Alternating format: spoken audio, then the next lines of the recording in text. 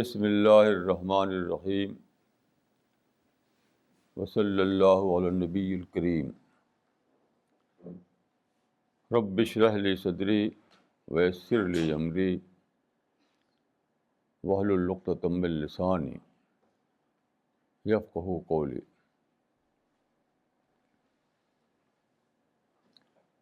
آج کا ٹاپک ہے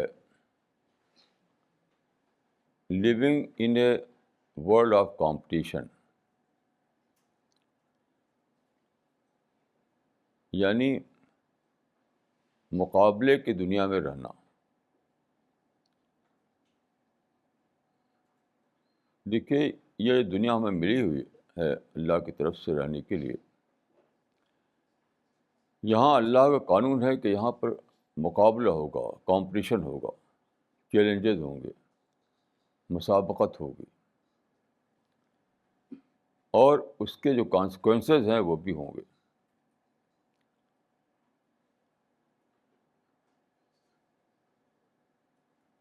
ہم اس سے اسکیپ نہیں کر سکتے۔ قرآن مجید میں اس بات کو کئی انداز سے بتایا گیا ہے۔ ایک آیت ہے، یہ آیت ہے چیپٹر نمبر 90 کی، 90۔ لقد خلقنا الانسان فی کبد، یعنی we have created man in suffering.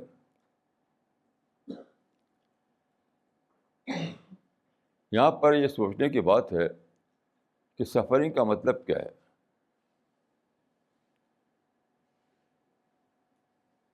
Suffering کا مطلب ہے، یہ نہیں ہے کہ اس پر پہاڑ ٹوٹے گا، اس طرح کا مصیبتیں اس پر گرائی جائیں گی، یہ مطلب نہیں ہے۔ سفرنگ کا مطلب وہی ہے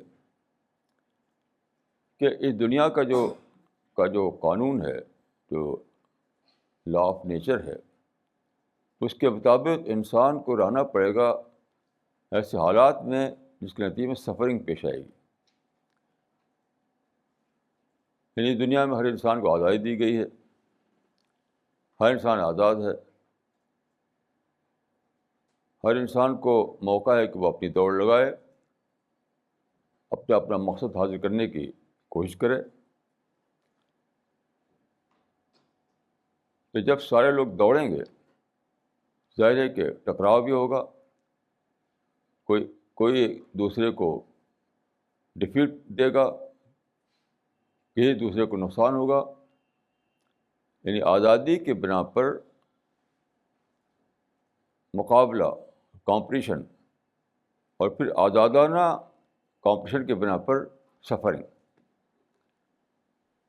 یہ مطلب ہے اس آیت کا۔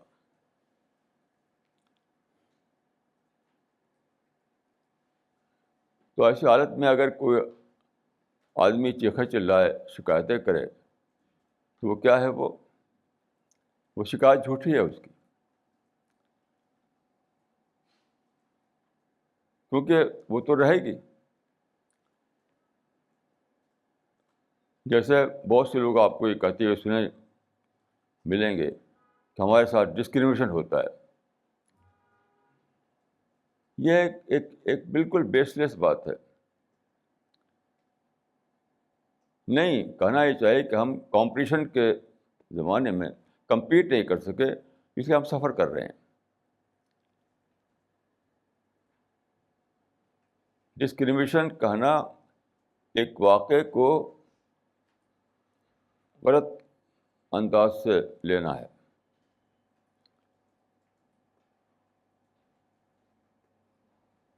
عام مزاج دنیا بھر میں یہ ہے، لوگ جہاں کہیں کسی کو کچھ سیٹ بیک ہوتا ہے، کہاں کہیں کسی کو کوئی پرابلم پیش آتے ہیں، کسی کی بات کوئی بگڑ جاتی ہے، تو فوراً دوسرے کو الزام دیتا ہے وہ کہ فلاں کی سازش سے ہوا، ہمارے ساتھ ڈسکرمنیشن کیا گیا، ہم کو سیکنڈ کلاس سٹیزن بنا دیا گیا ہے۔ یہ سب باتیں بالکل بیس لیس ہیں۔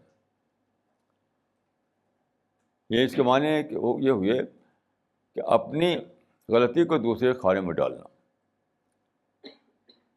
اپنے فیلئر کو دوسرے کے کھانے میں ڈالنا. You have to accept your failure, you have to accept your mistake, کہ ہماری اپنی کسی بھول کی وجہ سے ایسا ہوا.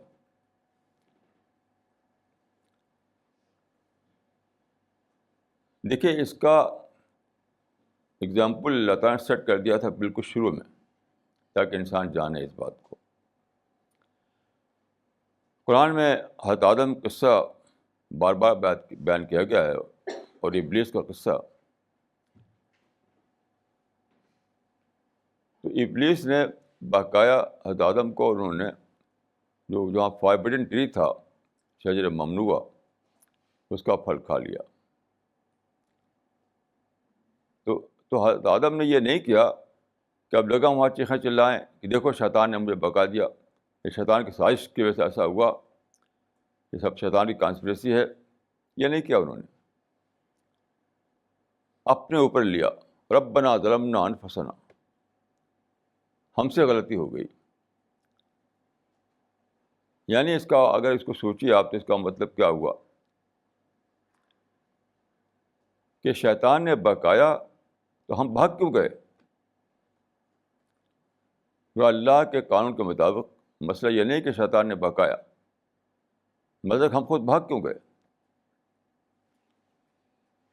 یہ بہت زیادہ امپورٹنٹ بات ہے، اور سارے لوگ اسی میں مبتلا ہیں. دوسرے کو بلیم دینا، دوسرے کو الزام دینا. دوسرے کا الزام جو ہے یہ بوم رینگ کھیل ہے. بوم رینگ یعنی آپ ہی پہ آئے گا، وہ لوٹ کر کے کچھ بھی دوسرے پر نہیں پڑے گا. وہ اچھے سے سمجھ لیجیے.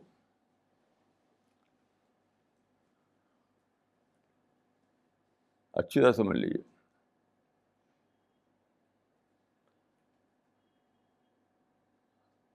یعنی آج کل یہ حال ہے کہ کوئی اپنے خلاف سننے کو تیار ہی نہیں، کچھ بھی نہیں.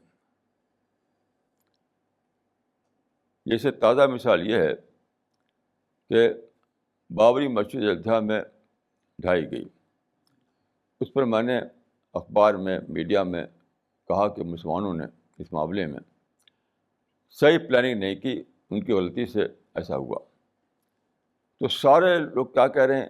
دیکھو یہ مسلمانوں کے زخم پر نمک چھڑک رہے ہیں. نہیں، مسلمانوں کے زخم پر اندبال کر رہے ہیں. یہ مسلمانوں کے زخم پر اندبال ہے، نمک چھڑکنا نہیں ہے. وہ کیسے؟ میں ایک مثال دیتا ہوں آپ کو. ایک اصول اسلام میں یہ ہے کہ آپ دوسرے کو زیادتی کا موقع نہ دیں. ایک اصول ہے اسلام کا، ایک پرنسپل ہے. سورہ حج میں، سورہ حج کا نمبر 22 ہے، 22. اس میں یہ آیت ہے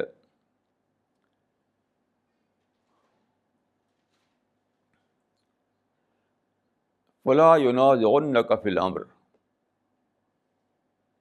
وہ تم سے معاملے میں نزاع نہ کریں. نزاع نہ کرے معنی کیا ہے؟ انہیں نزاع کا موقع نہ دو. یہ عربی کا زبان کا اسلوب ہے. جب یہ کہا جائے کہ لا یضربنک زید، زید تم کو نہ مارے، تو اس کا مطلب ہے کہ زید کو مارنے کا موقع نہ دو.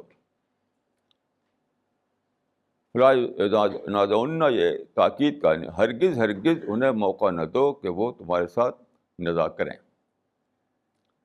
یہ مطلب ہے اس کا. یعنی don't give any chance to them to dispute with you. ان کو ہرگز یہ موقع نہ دو کہ وہ تمہارے ساتھ ڈسپوٹ کو کھڑا کر دیں. اب اس آیت کو لے کر دیکھیے آپ. ایودھیا میں جو مسجد بنی تھی وہ 1528 میں بنی تھی، یعنی 16ویں صدی میں. میر باقی گورنر تھے بابر کے زمانے کے، انہوں نے بنوایا تھا. تو انہوں نے کیا کیا، میں نے خود وہاں دیکھا ہے اپنی آنکھ سے اور پڑھا بھی ہے. غالباً میں 1942 میں گیا تھا وہاں. میں اپنی آنکھ سے دیکھا کہ وہاں مسجد کے ساتھ ملا کر کے رسوئی گھر تھا وہاں پہلے سے. مسجد بننے سے پہلے ہندوؤں کا رسوئی گھر تھا وہاں، جس کو مقدس سمجھتے تھے، یعنی پوجا استھل تھا ان کا. وہ اس کو ملا کر کے بنا دیا بابری مسجد. تو نزاع گھر پہلے دن سے ہو گیا. وہ جب ملا کے بنائیں گے تو طرح طرح کے ڈسپیوٹ کھڑے ہوں گے. یہ جگہ ہماری ہے، وہ جگہ ہماری ہے، ادھر تم نہیں نکل سکتے، ادھر تم نہیں نکل سکتے.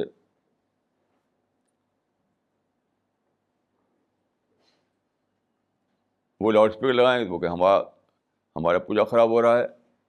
وہ ہم مورتی لگائیں کہ آپ کے یہاں تو مورتی مت لگاؤ. طرح طرح کے نزاع کھڑے ہوں گے جیسا کہ ہوا. تو اس آیت کے مطابق کیا کرنا تھا کہ مسجد کو پوجا استھل، ہندو پوجا استھل کے دور دور بنانا تھا.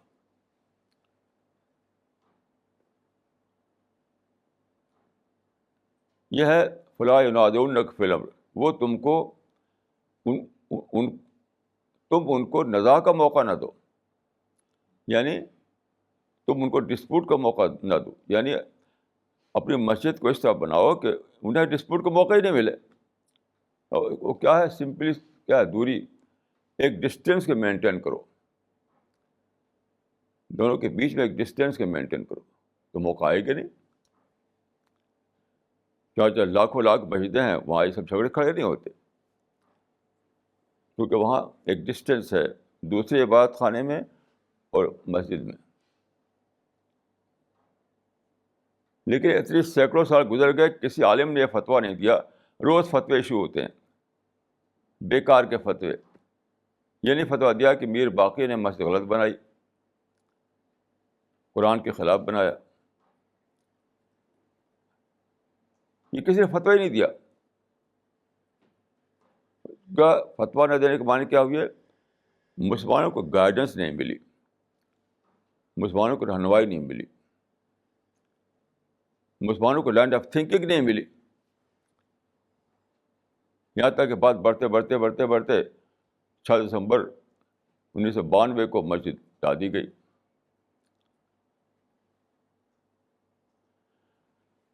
اس معاملے میں یہاں پہ یہ بھی ایڈ کروں گا کہ اس معاملے میں قرآن میں جو ہدایت دی گئی ہے اس کا پریکٹیکل ایگزامپل موجود تھا. وہ تھا 7 سینچری AD میں. حضرت عمر جو دوسرے خلیفہ تھے، ان کے زمانے میں مسلمان فلسطین میں داخل ہوئے، یروشلم میں داخل ہوئے. تو وہاں پر یہ انہوں نے مطالبہ کیا وہاں کے لارڈ بشپ نے کہ خلیفہ خود آئے تو اس سے ہمارا معاہدہ طے ہوگا. تو حضرت عمر مدینہ سے چل کر یروشلم گئے. یہ 7 سینچری کی بات ہے، 7ویں صدی عیسوی کی. تو وہاں پر کیا ہوا کہ وہاں پر ایک کنیسہ، ایک چرچ ہے، اس کو کہتے ہیں کنیسۃ القیامہ، چرچ آف ریزریکشن. وہ میں نے دیکھا ہے، وہاں میں گیا ہوں. تو وہاں پر نیگوسیشن ہو رہا تھا. تو عصر کی نماز کا وقت آ گیا. حضرت عمر نے کہا کہ مجھے نماز پڑھنا ہے. تو جو کرسچن لیڈر تھا اس نے کہا کہ آپ یہیں پڑھ لیجیے. حضرت عمر نے کہا کہ نہیں، میں اسٹونس تھرو کی دوری پر، رمیۃ الحجر کی دوری پر نماز پڑھوں گا. یعنی ایک پتھر لیا جائے، زور سے پھینکا جائے. پتھر کے معنی بہت بڑا پتھر نہیں جو آپ کے ہاتھ میں آ سکے. تو جتنی دور جا کے گرے گا وہاں میں نماز پڑھوں گا. اس کو کہتے ہیں انگریزی میں اسٹون تھرو، عربی میں کہتے ہیں رمیۃ الحجر. کیوں؟ انہوں نے کہا کہ اگر میں یہاں نماز پڑھ لوں تو میرے بعد جو مسلمان آئیں گے وہ کہیں گے کہ ہمارے خلیفہ نے یہاں نماز پڑھی ہے اس لیے ہم یہاں مسجد بنائیں گے. اور پھر کیا ہوگا؟ چار طرف مسئلے کا جھگڑا کھڑا ہوگا. یعنی وہی جو ایودھیا میں ہوا. تو انہوں نے دوری پر نماز پڑھی. تو جب بات وہی ہوا, مسلمانوں نے وہاں پر مسجد بنائی, اس کا نام مسجد عمر. میں وہاں گیا ہوں, وہاں میں نماز بھی پڑھی ہے. دوری پر ہے وہ, کوئی جھگڑا نہیں اس کا. تو آپ بتائیے کہ قرآن میں ایک اصول بتایا دیا گیا تھا, حضرت عمر نے ایک ایگزامپل سیٹ کر دیا تھا. تو یہی کرنا تھا ایودھیا میں بھی, کہ دوری پر آپ مسجد بناتے. ہندوؤں کی پوجا استھل سے ملا کر کے مسجد بنانے کے معنی تھے کہ آپ نے ڈسپیوٹ کا موقع دیا انہیں. اب یہ میں نے کہا تو مجھے کو لوگ برا بھلا کہہ رہے ہیں. اس سے معنی ہوا کہ سارے مسلمان جو ہے قومی مذہب پر ہیں, اسلام پر نہیں ہے. وہ جس کو دیکھیے وہ ہمارے خلاف بول رہا ہے, چاہے مولوی ہو یا غیر مولوی ہو. میں قرآن کا حوالہ دیتا ہوں, حضرت عمر کے عمل کا حوالہ دیتا ہوں, اس کو تو ڈسپیوٹ نہیں کر پاتے. تو اس معنی ہے کہ مسلمانوں کو اس سے بحث نہیں ہے قرآن میں کیا ہے, حدیث میں کیا ہے, خدا کا قانون کیا ہے. انہیں اپنے جذبات سے کھیلنا ہے. تو دیکھیے یہ سادہ بات نہیں ہے, یہ خدا کے قانون کے خلاف چلنا ہے. جیسا کہ میں نے عرض کیا, یہ دنیا اللہ تعالیٰ نے بنائی ہے, کمپٹیشن پر بیس کرتی ہے. کمپٹیشن بیسڈ ہے یہ دنیا. تو آپ کو کیا کرنا ہے کہ آپ اوائڈ کریں ٹکراؤ سے.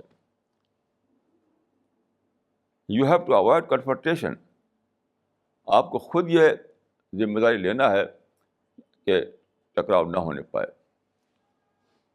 دوسرا تو اپنے لحاظ سے چلے گا, جیسے روڈ میں ہر آدمی اپنی دوڑاتا ہے تو آپ بھی گاڑی کنارے کر لیتے ہیں. جو روڈ پر جو ٹریفک کا لا ہے, تو ادھر سے گاڑی آ رہی ہے تو آپ اپنی گاڑی کو کنارے کر لیتے ہیں, تو وہی نکل جاتی ہے, آپ بھی نکل جاتی ہے. یہ لا آف نیچر ہے. کل پرسوں کا ایک عجیب میرا ایک آبزرویشن ہوا, اس کو بتاتا ہوں کہ اللہ تعالیٰ نے سب کو سکھا رکھا, انیمل تک کو سکھا رکھا ہے, پرنسپل آف اوائڈنس. ٹکراؤ سے اوائڈ کرو. میں جس گھر میں رہتا ہوں تو اس کے پاس کئی درخت ہیں, ان پر گلہریاں بہت سی رہتی ہیں. تو درخت سے ایک تار آ رہا ہے ہمارے گھر کی طرف, تار, شاید ٹیلی فون کا تار ہے وہ. تو اس پر تار پر گلہریاں دوڑتی ہیں, یعنی وہ پیڑ سے ہمارے گھر کی طرف آتی ہیں جاتی ہیں. تو ایک دن ایسا ہوا کہ ایک گلہری پیڑ سے اس تار پر آئی ہمارے گھر کی طرف آنے کے لیے. ادھر سے بھی ایک گلہری جا رہی تھی. تو جب وہ گلہری وہاں پہنچی تو انسٹینٹلی کیا ہوا, وہ گلہری نیچے لٹک گئی. یعنی یہ تار ہے نا, تو اس کے اپنے پاؤں سے پکڑ کے نیچے لٹک گئی. یہ نیچے لٹک گئی, ایک گلہری اوپر چلی گئی. نہیں, حیران تھا میں کہ اللہ تعالیٰ نے انیمل کو سکھا رکھا ہے پرنسپل آف اوائڈنس. گلہری انیمل ہے, انسان جیسی عقل اس کو نہیں ہے, لیکن جیسے اس تار کے اوپر یہ گلہری ادھر سے آئی, دوسری گلہری ادھر سے آئی, وہ اچانک نیچے لٹک گئی. ایک گلہری راستہ دے دیا اس کو. جب وہ ادھر چلی گئی تو پھر یہ اوپر آ گئی, پھر ادھر چلی گئی. یہ ہے لا آف نیچر. یہ ہے زندگی میں کامیابی کا طریقہ. یہ ہے کریشن پلان آف گاڈ. تو آپ کوئی ایسی جگہ مسجد بناتے ہیں جہاں کے ڈسپیوٹ کھڑا ہو جائے مستقبل میں, ان سٹا کر کے ملا کر کے دور بنائیے. You have to maintain a distance. جیسے روڈ پر آپ ایک ڈسٹینس مینٹین کرتے ہیں تب آپ کی گاڑی ٹکراتی نہیں ہے. ہر آدمی جانتا ہے کہ روڈ پر ایک ڈسٹینس کو مینٹین کرنا ہے, تبھی ایکسیڈنٹ نہیں ہوگا, نہیں تو ایکسیڈنٹ ہو جائے گا.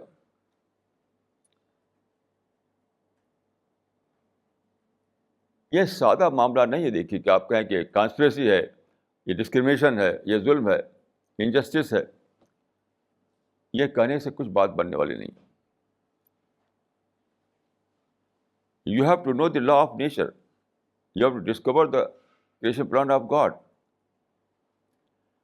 یعنی خدا نے پیدا کیا ہے دنیا کو, خدا نے بنایا انسان کو, خدا نے رکھا انسان کو یہاں پر. تو پہلے دن آدم اور ابلیس کی شکل میں ایک مثال قائم کر دی کہ دیکھو شیطان تو بہکائے گا, تم مت بھاگنا. اگر بھاگ جاؤ تو پھر شیطان کو الزام مت دو, اللہ تعالیٰ سے توبہ کرو, یعنی اپنی اصلاح کریکشن کرو. حضرت ابراہیم وہ حضرت آدم یہ کر سکتے تھے. حضرت آدم کہتے تھے کہ شیطان کی کانسپریسی ہے, شیطان کا ظلم ہے, اور شیطان کا انجسٹس ہے, شیطان نے یہ کیا, شیطان نے وہ کیا. یہ بولی نہیں بولے, وہ بالکل اپنے آپ پر لے لیا. انہوں نے سوچا کہ جب شیطان نے بہکایا تو بہکایا, لیکن میں بہکا کیوں, میں اسے بہکانے کا اثر کیوں لے لیا, تو غلطی میری ہو گئی. تو انہوں نے کہا اگر ربنا ظلمنا انفسنا, ہم ہی سے غلطی ہو گئی, خدا ہمیں معاف کر دے.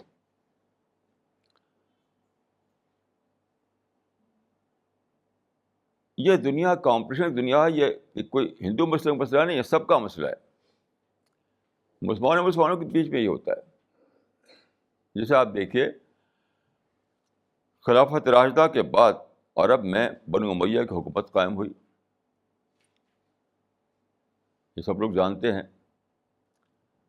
اس کے بعد بنو عباس کی حکومت قائم ہوئی. وہ کیسے؟ بنو عباس نے ساتھ لے لیا ایرانیوں کا. بنو امیہ جو تھے ان کا ساتھ دینے والے بنو امیہ تھے, عرب کا قبیلہ. اور بنو عباس جو تھے انہوں نے اپنے سوا ایک اور ساتھی پا لیا ایران میں. ایرانیوں نے ساتھ دیا بنو عباس کا, تو ان کی طاقت زیادہ ہو گئی. انہوں نے بنو امیہ کو ڈھکیل دیا, بنو امیہ کو ختم کر دیا اور حکومت قائم کر لی اپنی. یہ ہے کمپٹیشن. دیکھیے یہ کمپٹیشن ہندو مسلمان کی بات نہیں ہے, یا امریکن اور نان امریکن کی بات نہیں ہے, برٹش اور نان برٹش کی بات نہیں ہے. خود مسلمانوں میں ہی ہوتا ہے. اسی دلی میں دیکھیے ابراہیم لودھی جو تھا ایک زمانے میں بادشاہ تھا, پھر مغلوں نے اس کو مار کر ختم کر دیا تو مغل راج قائم کر لیا. اب ابراہیم لودھی جو ہے قبر مقبرہ اس کا بنا ہوا ہے یہاں پر. ابراہیم لودھی نیچرل ڈیتھ نہیں مرا تھا, مغلوں کے فوج نے اس کو مارا تھا. تو دونوں مسلمان تھے. تو دیکھیے یہ کمپٹیشن جو ہے یہ یونیورسل لا ہے. یہ ہر جگہ ہوگا. تو آپ کو پریکاشن لینا پڑے گا, جس حضرت عمر نے پریکاشن لیا کہ اگر میں وہاں نماز پڑھ لوں گا کیا جھگڑا کھڑا ہوگا. پریکاشن لیا کہ ایک ڈسٹینس مینٹین کیا انہوں نے. آپ کو سب سے پہلے تو یہ کہ آپ کو پریکاشن لینا ہے, پیشگی طور پر یہ کوشش کرنا ہے ٹکراؤ نہ آئے. اگر سپوز ٹکراؤ ہو جائے بالفرض تو اصل ہو خیر, انسٹینٹلی آپ ایڈجسٹ کر لیجیے. یعنی ایڈجسٹمنٹ کا مطلب کیا ہے؟ You have to accept the status quo. جو اسٹیٹس کو بن گیا اس پر راضی ہو جائیے, بس راضی ہو جائے اس پر. جیسے فلسطین میں 1948 میں کیا ہوا, ایک اسٹیٹس بن گیا نیا کہ رفلی ہاف جو تھا دیا ان کے حصے میں آیا, یہود کے حصے میں, آدھا حصے میں آیا عربوں کے حصے میں. یہ تھا اسٹیٹس کو. 1948 میں جو اسٹیٹس کو قائم ہوا وہ یہ تھا کہ آدھا فلسطین یہودیوں کے پاس, آدھا فلسطین عربوں کے پاس. بس اس کو فوراً ماننا چاہیے تھا اس کو اسی وقت. تو آج عرب فلسطین میں 100 گنا ترقی کر رہے ہوتے جبکہ آج تباہی تباہی تباہی تباہی تباہی ہو رہی ہے.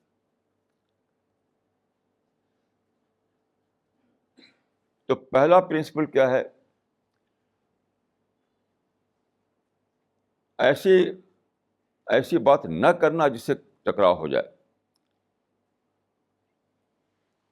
ایسی بات نہ کرنا یعنی فورس ہی کرنا، پیشگی طور پر سوچنا کہ ایسا کروں گا میں تو ٹکراؤ ہو جائے گا، اس لیے ایسا نہیں کرنا مجھے. یہ حضرت عمر نے کیا. یہ ہے پریکاشن. اچھا، اگر آپ پریکاشن نہ لے سکیں اور ایک واقعہ ہو جائے تو جلدی سے اسٹیٹس کو مان لیجیے. یہ پیلسٹائن کی مثال کی شکل میں جلدی سے مان لیجیے کہ چلو بھائی آدھا تمہارا آدھا ہمارا، تو آپ کی ترقی کا راستہ چلتا رہے گا چلتا رہے گا چلتا رہے گا. اگر فرض کہ یہ بھی نہیں کر سکے آپ، تو آپ ری ایسس کیجیے اور کہیے کہ I was wrong, we were wrong. یہ تیسرا درجہ ہے. تیسرا درجہ ہے کہ آپ اپنی غلطی کو ڈسکور کریں. وی ویئر رانگ یعنی ہم 1948 میں فلسطین میں غلطی پر تھے کہ ہم نے بالفور کے ورڈکٹ کو نہیں مانا. تب بھی کچھ نہ کچھ راستہ نکل آئے گا. اور یہ شکل جو ہے آج کل جو مسلمان کر رہے ہیں کہ ہمارے ساتھ ڈسکرمنیشن ہو رہا ہے، ہم کو سیکنڈ کلاس سٹیزن بنا دیا گیا ہے، ہمارے ساتھ انجسٹس ہو رہا ہے، ہم سیج میں پڑے ہوئے ہیں، ہمارے خاص سازش ہو رہی ہے. یہ سب بے مطلب بات ہے، نان سینس ہے، بیس لیس ہے. کوئی مطلب ہی اس کا نہیں، کوئی اس کا مطلب نہیں. کیونکہ آپ کا بولنا یہ ہے against the law of nature, against the creation plan of God. تو کون اتنا پاورفل ہے کہ خدا کے پلان کو بدل دے؟ کون اتنا پاورفل ہے کہ خدا کے پلان کو بدل دے؟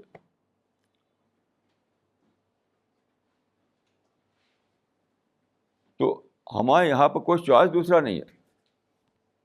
وی have no choice other than to accept the creation plan of God.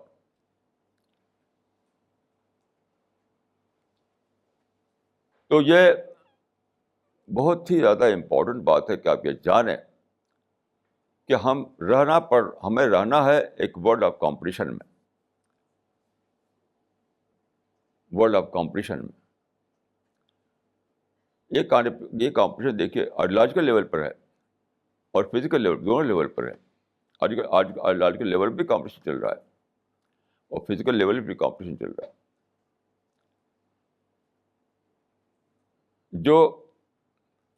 جو اپنی ایبلٹی نہ دکھا پائے گا وہ ہارے گا.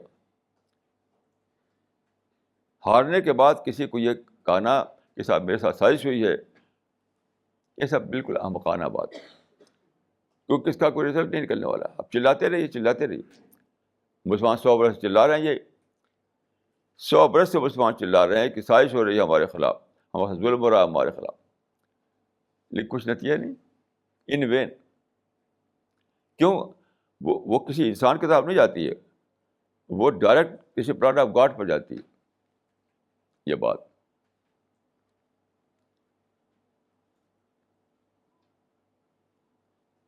تو یہ بہت ہی زیادہ امپورٹنٹ بات ہے جس کو ہمیں جاننا چاہیے، ورنہ ہم بالکل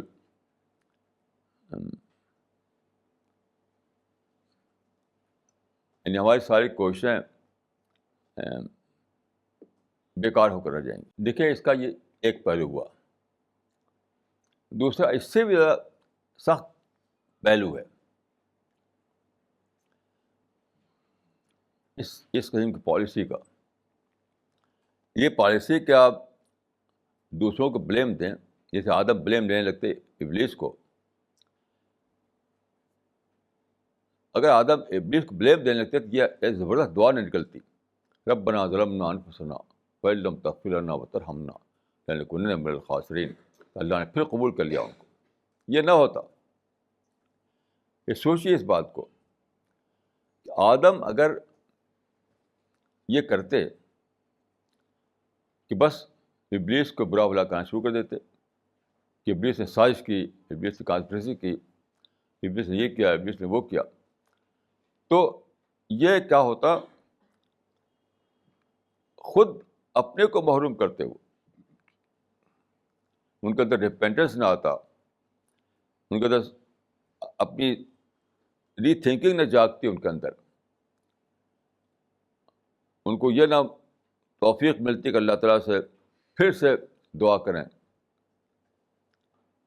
اور یہ شاندار دعا جو قرآن مجید میں آئی ہے, جو قبول ہو گئی, یہ قرآن مجید میں آئی کہ قبول کر لیا اللہ تعالیٰ نے.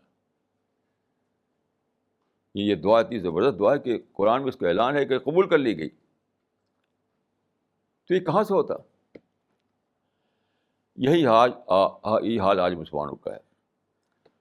ان ساری دنیا میں مسلمان نگیٹو کیوں بنے ہوئے ہیں؟ جس سے ملی ہے وہی نگیٹو, منفی بات بولتا ہے.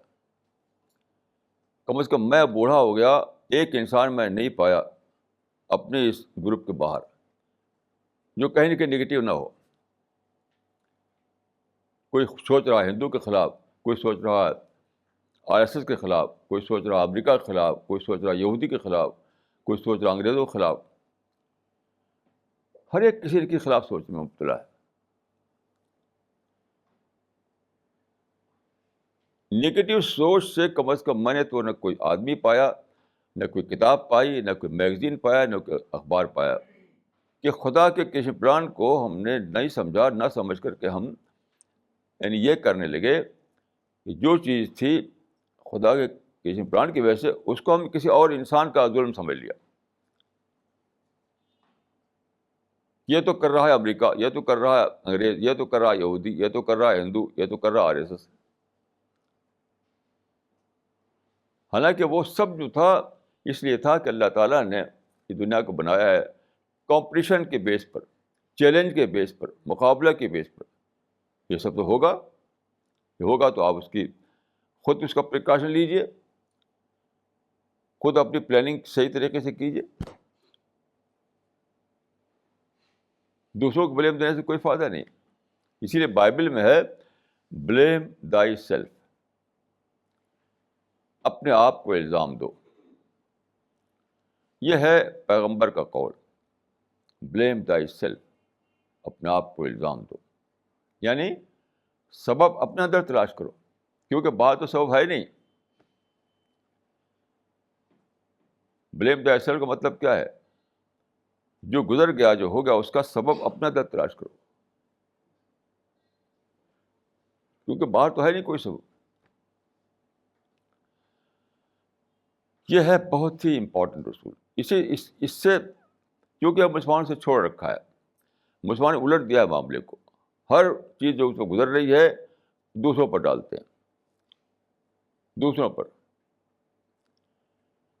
میں بچپن سے ہی دیکھ رہا ہوں, ہمارے بچپن میں سارا قصور دیا جاتا تھا برٹش کو, کہ برٹش نے مغل امپائر ختم کر دیا, برٹش نے خلافت ترکی ختم کر دی, برٹش یہ کر دیا, برٹش نے وہ کر دیا. اب کیا امریکہ پہ ہو جاتا ہے, امریکہ نے یہ کیا, امریکہ نے وہ کیا, یہودی نے یہ کیا, یہودی نے وہ کیا. بچپن سے آج تک میں یہ سن رہا ہوں کہ جتنے واقعات ہوتے ہیں ان سب کو الزام دوسروں کو دے کر کے ہم انہیں کے خلاف سوچتے رہتے ہیں. نتیجہ کیا ہے؟ سارے انسان ہماری نفرت کا موضوع بن گئے. یعنی مسلمانوں سے انسان دوستی نکل گئی ہے. آپ ذرا غور کیے رسول اللہ کا معاملہ کیا تھا. کہ دیکھیے رسول اللہ نے جب ہجرت کی اور مدینہ گئے آپ, اس وقت مدینہ بہت کافی یہودی تھے, سبسٹینشیل تعداد میں یہودی وہاں رہتے تھے, کئی ان کے ٹرائب تھے وہاں پر. تو ایک دن ایسا ہوا کہ رسول اللہ صلی اللہ علیہ وسلم کہیں بیٹھے ہوئے تھے اور ایک یہودی کا جنازہ گزرا. یہودیوں کا بھی جنازہ وسیع ہوتا ہے ایسے کہ مسلمانوں کا ہوتا ہے. تو آپ بیٹھے ہوئے تھے, اس کو دیکھ کر آپ کھڑے ہو گئے, یعنی ان ریسپیکٹ, اس کی احترام میں کھڑے ہو گئے. ہی اسٹوڈ اپ ان ریسپیکٹ. تو کسی صحابی نے کہا کہ آپ کھڑے ہو گئے, تو یہودی کا جنازہ تھا, یعنی نان مسلم کا جنازہ تھا. آپ فرمایا کہ الیست نفسن, was he not a human being, آپ دیکھیں اس یہودی کو بھی آپ نے بہت انسان کے دیکھا، اس کا احترام کیا. یہ نہیں کہ وہ غیر مسلم ہے، یہ نہیں کہ وہ دوسرے مذہب کو ماننے والا ہے، یہ نہیں کہ وہ ہمارا خدا نخواستہ دشمن ہے وغیرہ وغیرہ، کچھ نہیں. انسان ہے تو بس قابل احترام ہے. تو آپ ظاہر کہ رسول اللہ صلی اللہ علیہ وسلم کے دل میں ہر ایک کا احترام تھا، ہر ایک کی محبت تھی، ہر ایک کی خیرخواہی تھی. کیوں؟ آپ نے کبھی یہ نہیں کیا کہ جو کچھ گزرا آپ کے اوپر اس کا الزام دوسروں کو دے کر کے شکایتیں کریں. اس کی میں ایک مثال دوں گا کہ رسول اللہ صلی اللہ علیہ وسلم 13 سال تک مکہ میں تھے. ان کو سب لوگ جانتے ہیں کہ آپ کو ستایا گیا، وہاں بہت زیادہ ستایا گیا. آپ کو اور آپ کے اصحاب کو بہت ستایا گیا مکہ میں، یہاں تک کہ آپ مکہ چھوڑ دیا، آپ مدینہ آئے. آپ کتابوں میں پڑھ لیجیے، کبھی بھی آپ نے شکایت نہیں کی کہ مکہ والوں نے ہمیں ستایا. آپ سیدھے کتاب پڑھ لیجیے، سیدھے کتاب، کبھی بھی یہ نہیں کہ مکہ والوں نے یہ ہمارے خلاف کیا، مکہ وہ ہمارے خلاف کیا. کوئی ریفرنس نہیں پائیں گے آپ. بس آپ اپنے پیغام کو دیتے رہے، توحید کا پیغام، آخرت کا پیغام، اتقوا النار ولو بشق تمرہ. اپنے مثبت پیغام پر قائم رہے. مکہ والے کے ظلم کو کبھی بیان نہیں کیا وہاں، آپ نے اس کا دفتر نہیں کھولا وہاں. تو کیا ہوا؟ رسول اللہ صلی اللہ علیہ وسلم مکمل طور پر اپنی پازیٹیوٹی کو مینٹین رکھا آپ نے، سارے صحابہ کی پازیٹیوٹی کو مینٹین رکھا آپ نے. نفرت سے 100% دور تھے رسول اللہ صلی اللہ علیہ وسلم، اور سارے صحابہ دور تھے. کیوں؟ اس کو بھلا دیا انہوں نے، وہ اللہ کے خانے میں ڈال دیا کہ مکہ والے نے جو کچھ کیا وہ جانے، ان کا اللہ جانے، ہمیں تو اپنا کام کرنا ہے. لیکن آج کل کے مسلمان جو ہیں، اپنے بچپن سے آج تک میں دیکھ رہا ہوں کہ سارے ہی مسلمان، تقریباً سارے مسلمان بس ظلم کی داستانیں لیے بیٹھے رہتے ہیں، یہ ظلم، وہ ظلم، یہ ظلم، وہ ظلم. جب یہ دور آیا، یعنی اخباروں کا زمانہ، میڈیا کا زمانہ، تو مسلمانوں نے بہت اخبار نکالے، سارے ہی اخبار ظلم کی داستان لیے رہتے ہیں. اس وقت سے میں نے دیکھا اب تک. اس وقت میں رہتا تھا اعظم گڑھ میں، وہاں کچھ اردو اخبار نکلتے تھے اس ایریا میں، یو پی میں. تو مجھے اچھی طرح یاد ہے کہ وہ سب، ہر اخبار میں ظلم کی داستانیں ہوتی تھی.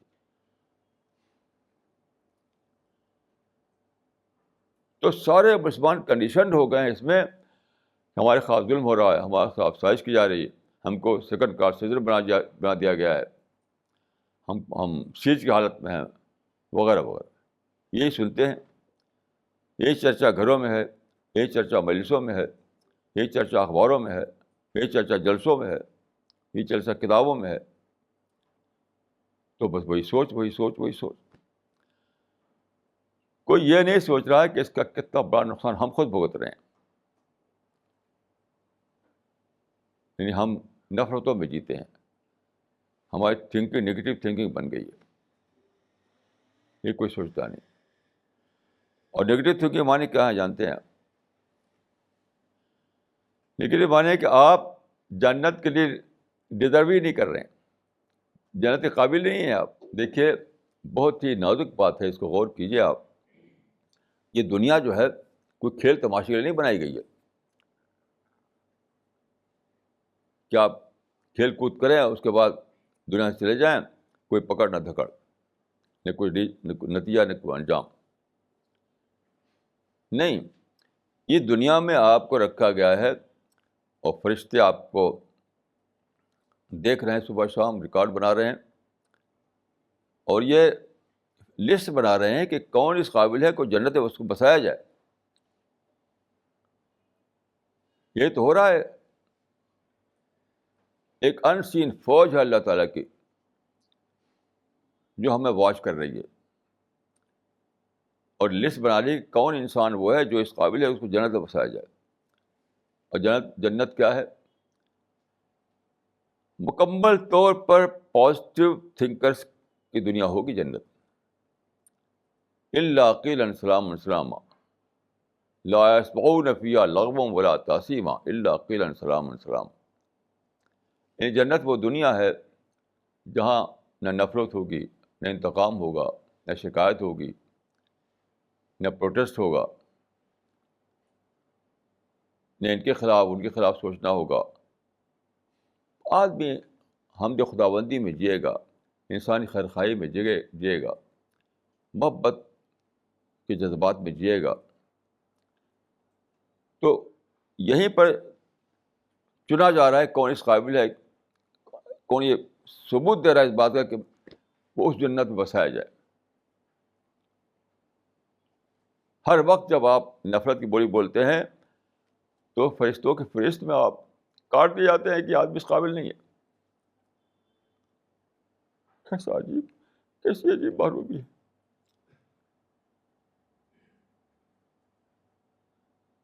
میں تو تڑپ اٹھتا ہوں اس کو سوچ کر کے کہ جب آپ نفرت کیا، آپ نے جب آپ منفی بولی بولے،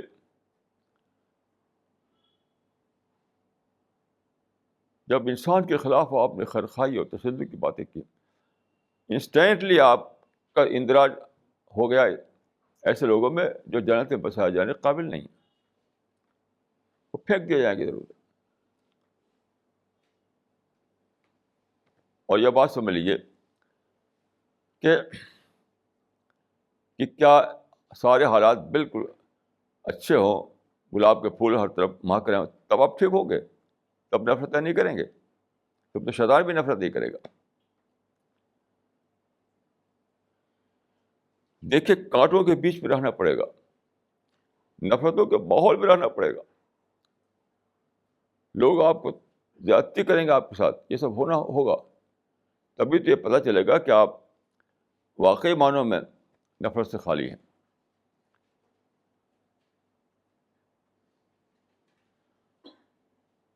ایک کتاب میں نے پڑھی، وہ فکشن ہے، وہ ایک انگریزی کتاب میں، تو اس میں یہ بتایا ہے کہ آپ لوگوں بھی کئی لوگ جانتے ہوں گے اس کو، منک ہو سولڈ ہز فراری. تو وہ پہاڑ پہ چلا گیا، وہاں اس نے ایک چھوٹا سا گھر بنایا، اور وہ ہر طرح گلاب کے پھول اور یہ پھول وہ پھول، اس میں رہنے لگا. وہ فرضی بات ہے لیکن ایک فکشن ہے کہ اسے ماحول میں رہو تو تم کو یعنی نفرتیں نہیں ہوگی، ٹینشن نہیں ہوگا، اسٹریس نہیں ہوگا. لیکن یہ اللہ تعالیٰ کا نقشہ نہیں ہے. اللہ تعالیٰ کا نقشہ یہ نہیں ہے. اللہ تعالیٰ کا نقشہ ہے کہ آپ کانٹوں کے بیچ میں رہیں، ایسے جگہ رہیں جہاں لوگ آپ کے خلاف سوچیں، آپ کو تکلیف دیں، آپ کی زیادتیاں کریں، اور پھر بھی آپ اپنے کو بچائے رہیں. حدیث میں آتا ہے کہ لا تکونوا اماۃ، ایسے نہ بنو کہ جو وہ کرے وہی تم بھی کرو، ایسے مت بنو. دوسرے ظلم کریں تو تم چلانے لگو کہ او ظلم ظلم ظلم، جو ساتھ زیادتی کریں تو آپ چلانے لگو زیادتی زیادتی زیادتی. دوسرے ڈسکریمنیشن کریں تو دیکھو ہم کو سیکنڈ کلاس سٹیزن بنا دیا گیا ہے. یہ سب ہو پھر بھی تم اپنے آپ کو بچا کر رکھو. یہ دنیا ہمارے ساتھ فرشتے بھی ہیں، اینجلز بھی ہیں، یہیں آس پاس بے شمار اینجلز ہیں، وہ بھی اسی طرح رہتے ہیں، نفرت سے خالی. انہیں سے کوئی مطلب نہیں، کوئی نفرت کرتا ہے کرے، اپنے کو پیار کا مجسمہ بنائے رہتے ہیں. محبت، خیرخواہی فرشتوں کا کلچر ہے. تو سارے نگیٹو حالات کے باوجود پازیٹیو بن کر رہنا، یہ ہے وہ سرٹیفکیٹ جو آپ کو جنت میں بسایا جانے کے قابل بنائے گا.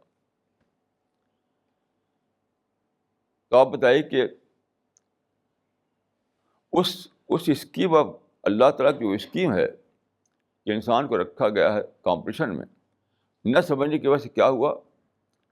آپ نفرتوں میں پڑ گئے، منفی سوچ میں پڑ گئے. اس کا نتیجہ کیا ہوا کہ خدا نے خواص آپ جنت سے محروم ہو گئے. اب ایک جو جنت سے محروم ہو جائے ابدی محرومی، ابدی محرومی. بائبل میں آتا ہے کہ ابد تک رونا اور دانت پیسنا ہوگا. یعنی جو آدمی دنیا میں اپنے کو جنت کا اہل ثابت نہ کر سکا، جنت کا وہ ڈیزرونگ کینڈیڈیٹ نہ بن سکا، اب مر گیا تو کیا ہوگا؟ ابد تک دانت پیسنا ہوگا. ابد تک یہ سوچے گا کہ mine was a case of missed opportunity. کتنی بڑی، آپ سوچیے کہ کتنی بڑی محرومی تک پہنچ رہا ہے یہ مزاج ہمارا.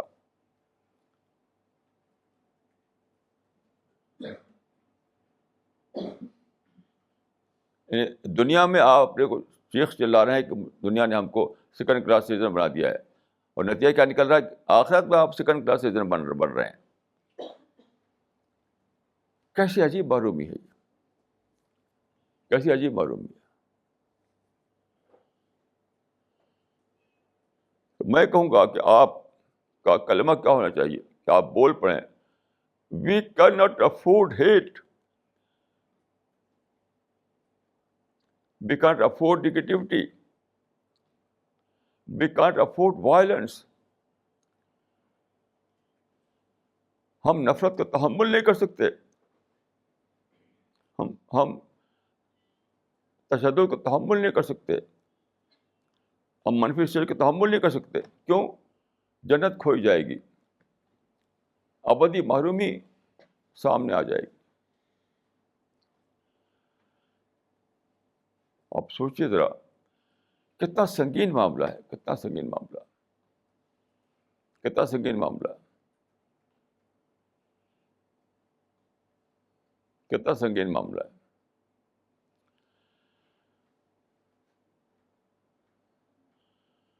تو اب جو سبق اللہ تعالیٰ نے آدم ہی کے زمانے میں دے دیا تھا، جو بات قرآن مجید میں واضح کی گئی، جو بات صحابہ کے مثالوں کے ذریعے سے بتائی گئی، اس سے آج تک مسلمان محروم ہے. کیونکہ انہیں قرآن سے اپنا دین اخذ نہیں کرنا ہے، انہیں تو اپنے قومی جذبات پر چلنا ہے. جو قومی جذبات ہیں وہی ان کا دین ہے، وہی ان کا دین ہے.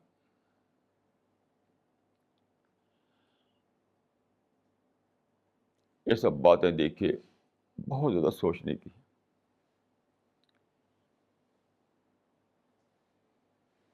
میں جب چلتا ہوں اپنے گھر سے، یقین کیجیے کہ میں ہر وقت ڈرتا ہوں کہ لڑکھڑا پر راستے میں لڑکھڑا گر جاؤ، میرا خاتمہ ہو جائے.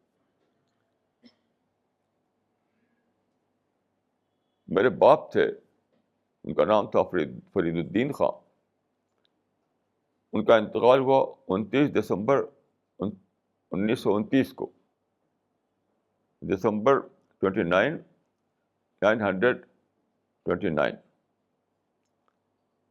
تو کیا ہوا، ہم لوگ، ہماری فیملی ایک گاؤں میں رہتی تھی. گاؤں سے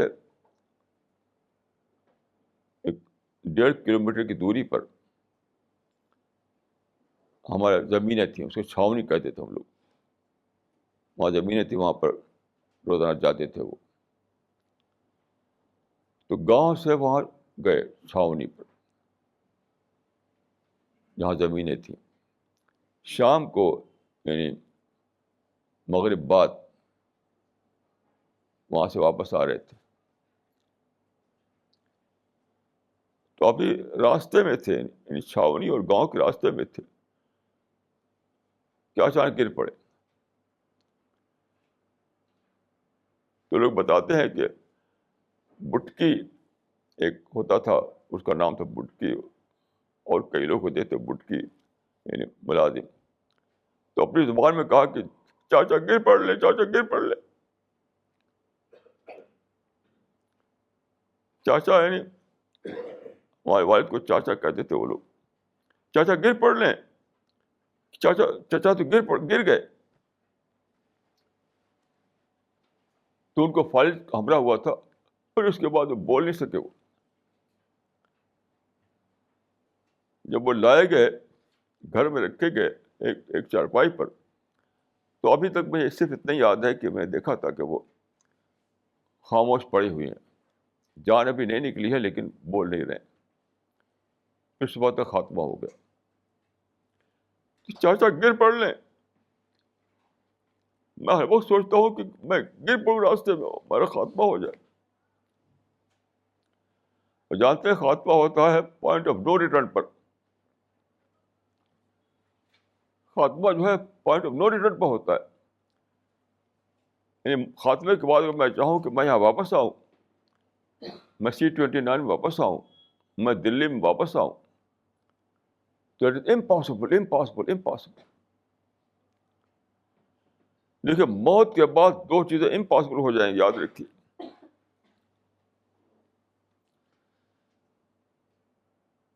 موت جو ہم میں سے ہر ایک پیچھا کیے ہوئے ہے,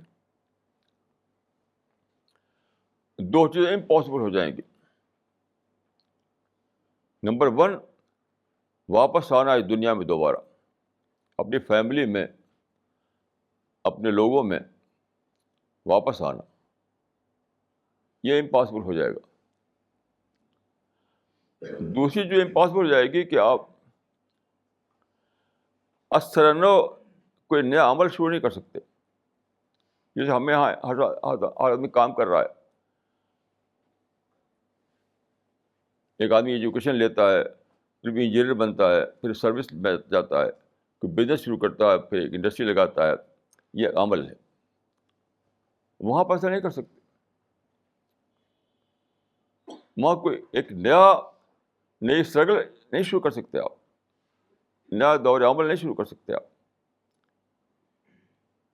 تو واپسی بھی ختم اور نیا عمل کے امکان بھی ختم. کیسی بھیانک ہے وہ چیز جس کو ہم موت کہتے ہیں.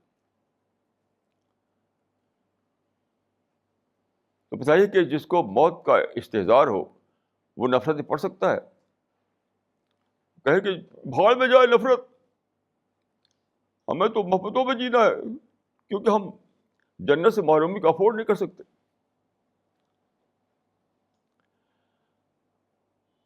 میں اکثر یہ کہا کرتا ہوں کہ بھاڑ میں جائے نفرت, بھاڑ میں جائے سازش, بھاڑ میں جائے انتقام. ہمیں تو اپنے کو بچانا ہے. میرا فارمولا ہے سیو یور سیلف, کہ مسئلہ اپنا ہے. میرے علم کے مطابق ساری دنیا کے مسلمان وداؤٹ این ایکسیپشن اس میں مبتلا ہے کہ وہ یہ جانا نہیں انہوں نے کہ ہمارا دنیا جو ہے ورلڈ آف کمپٹیشن ہے, اس لیے لازماً ایسا ہوگا کہ کوئی کسی کو دھکا دے گا, کسی سے کسی کو نقصان پہنچے گا, کسی کچھ ہو, کسی کچھ ہوگا. یہ ہونا ہی ہونا, یہ ہونا ہی ہونا ہے. تو سفرنگ پیش آ گئی, سفرنگ. اب اس کے بعد کیا ہے, آپ کو بچانا ہے اس بات سے کہ آپ نفرت نہ کریں, ریئیکشن نہ دکھائیں, نگیٹیو سوچ میں نہ پڑیں, ورنہ کیا ہوگا, آپ کے اندر جنتی شخصیت ہی بنے گی. پیراڈائز میں بسانے کے قابل نہیں ٹھہریں گے آپ. پیراڈائز میں وہ بسایا جائے گا, یہ 100% پازیٹیو ہو, یاد رکھیے. ایک آیوٹا کے برابر بھی اگر کسی کا نگیٹیوٹی ہے تو وہ جنت میں نہیں جائے گا. تو نگیٹیوٹی کہاں سے آتی ہے؟ باہر والوں کے رویے سے آتی ہے. اگر کوئی شخص آپ سے پیار محبت سے بیٹھے, چائے پلائے, کھانا کھلائے, تو آپ کی نفرت کیوں کرے گا اس سے؟ نفرت تو جب ہی کرتے ہیں جب اس سے کوئی آپ کو غلط تجربہ ہوتا ہے, تو اسی وقت تو نفرت سے بچانا ہے اپنے آپ کو. وہی تو لمحہ ہے جب آپ اپنے آپ کو نفرت سے بچائیں. وہ ٹیسٹ کا ہوتا ہے, ٹیسٹ کا موقع. یہ جو مسلمان ہر وقت, مسلمانوں کا اخبار, مسلمانوں کے مجلسیں, مسلمانوں کے جلسے, ہر وقت اسی میں جی رہے ہیں.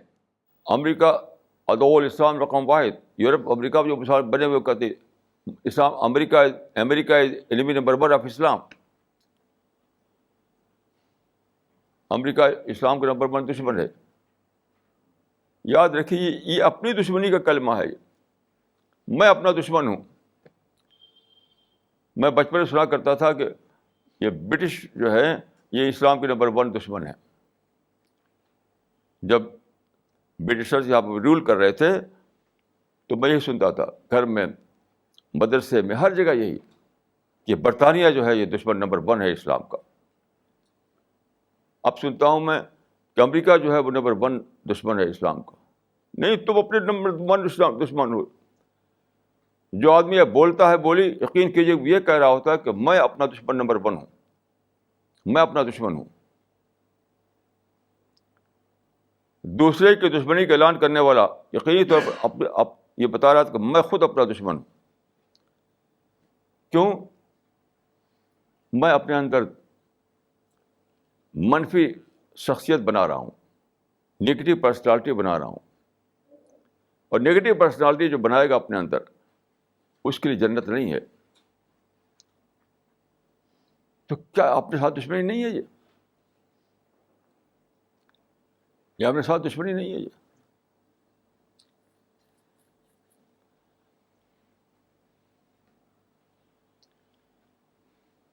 تو یہ سادہ بات نہیں ہے. ہم جو دوسروں کے خلاف بولتے رہتے ہیں صبح سے شام تک, دفتر ہمارے پاس ہے, ہر انسان کی ڈکشنری میں بس یہ الفاظ لکھے ہوئے ہیں. تو ایک دفتر ہے ہمارے پاس, نفرت اور سازش اور دشمنی اور یہ وہ, ہر آدمی اس کا بادشاہ بنا ہوا ہے. لیکن ان ٹرمس آف رزلٹ دیکھیے, آپ خود اس کا شکار ہیں. آپ خود اپنے کو پیراڈائز کے اور جنت کے انکمپیٹنٹ بنا رہے ہیں, انکمپیٹنٹ.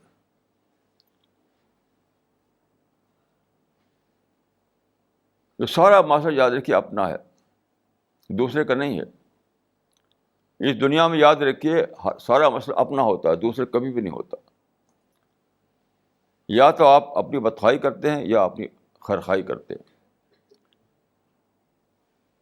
دوسروں کے ساتھ خیرخواہی اپنے ساتھ خیرخواہی ہے ان ٹرمس آف رزلٹ.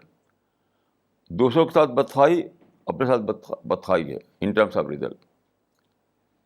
دوسروں کے خلاف نفرت اپنے خلاف نفرت ہے ان ٹرمس آف رزلٹ. یہ سارا معاملہ بوم رنگ ہے.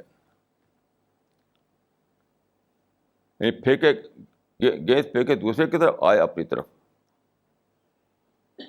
تو بہت زیادہ سوچیے, بہت زیادہ سیریسلی اس بات کو لیجیے. خود اپنی اصلاح کیجیے, دوسروں کی اصلاح کیجیے. اسی کو اپنا مشن بنائیے, مشن. اللہ تعالیٰ سے دعا ہے کہ مجھ کو اور آپ کو وہ توفیق دے کہ ہم ہدایت کے راستے پہ چلیں, جنت میں ہمیں داخلہ ملے. اقول قولی ھذا واستغفر اللہ لی ولکم اجمعین.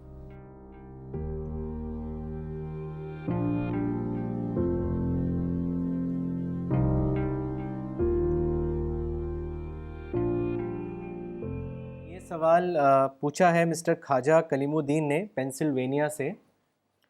انہوں نے لکھا ہے, مولانا صاحب, there is a trend here in the USA to produce indigenous muftis and ulama. For this reason, they are establishing sprawling Darul Uloom and producing young turbanized Hafiz, muftis and alims. This way they think that they will bring an Islamic revolution here in the USA. My question to you is it a positive trend? Will it bring a desired revolution? If not, what should Muslims do here? Kindly comment.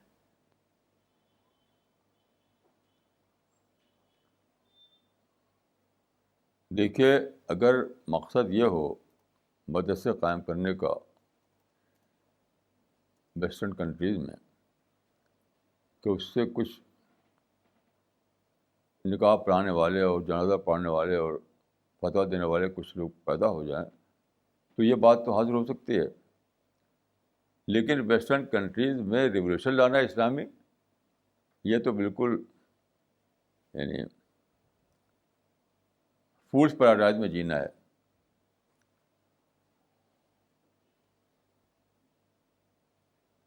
دیکھیے میں نے بار بار سفر کیا ہے ان countries کا، امریکہ کا بھی.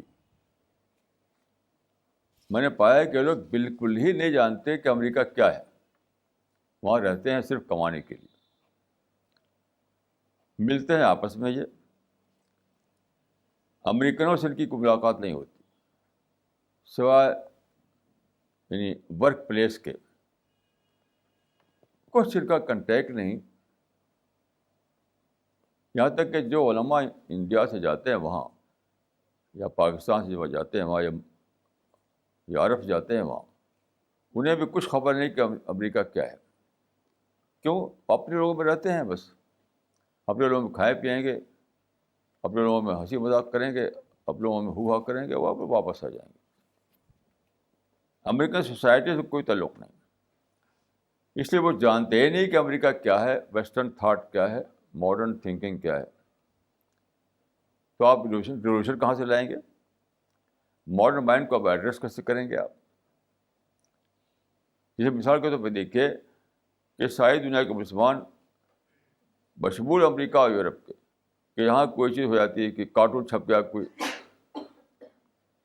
یا کوئی کتاب چھپ گئی اور شور مچاتے ہیں اس کے خلاف. It is against the spirit of the age.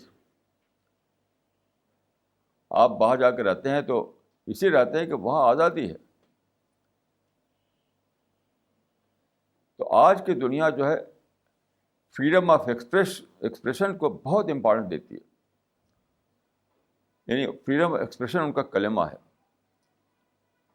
آزادی رائے، یہ ان کا کلمہ ہے ان کا.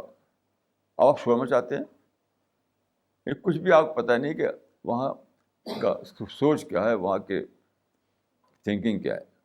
شور کیا مچانا ہے؟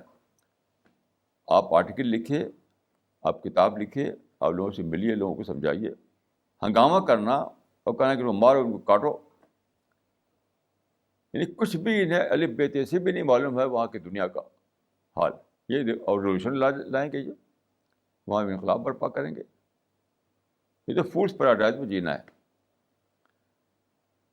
تو میں عرض کروں گا کہ یہ جو مدرسے وہاں قائم ہو رہے ہیں، اگر ان کا مقصد یہ ہو کہ جو کلچرل ضرورتیں ہیں مسلمانوں کی، کلچرل ضرورتیں، جیسے جنازے کی نماز پڑھانا، عیدین کی نماز پڑھانا، کچھ جزیات میں مسئلے میں فتویٰ دینا وغیرہ، یہ ضرورت پوری ہو سکتی ہے.